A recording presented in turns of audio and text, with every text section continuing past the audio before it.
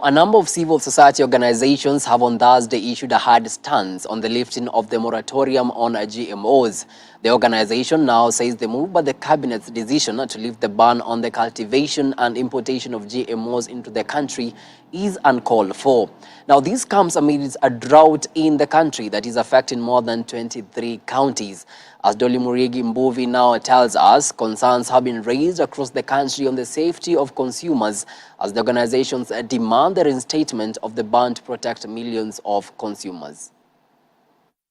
The long-standing ban on genetically modified organisms, GMOs, in Kenya, which was lifted 2 days ago, has caused jitters in the country. The ban was put in place through a cabinet memo on 8 November 2012, following growing concerns over the safety of genetically modified food. For the last 10 years, there has been no need to import or allow open cultivation of genetically modified food, as the country has been able to do without the GMOs. The decision comes when more than 4.2 million Kenyans are facing severe hunger and high food prices due to the ongoing drought. A number of civil society organizations have not welcomed the move by the cabinet. The lack of public consultation from the members of the public has raised eyebrows, which they claim has denied Kenyans the right to choose what they want to eat. This is why we are asking, because this decision was quickly rushed, and we did not see the consultation with Mama Mboga.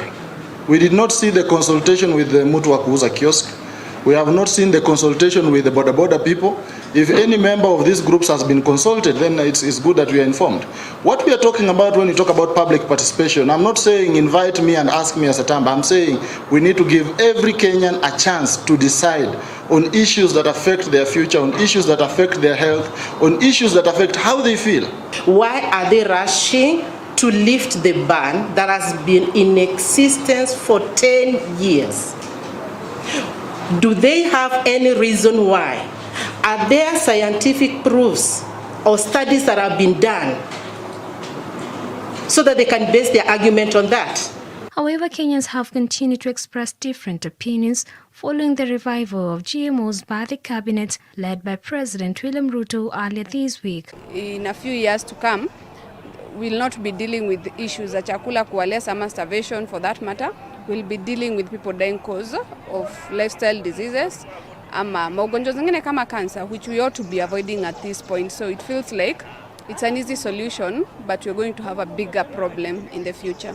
GMO iko sawa as much as scientists wamejaribu ku, you know, at the end of the day we need experts in these things, and kama wanaona it's good for human use, then why should they introduce it? Because at the end of the day we take achieve to kuena food at the end of the day.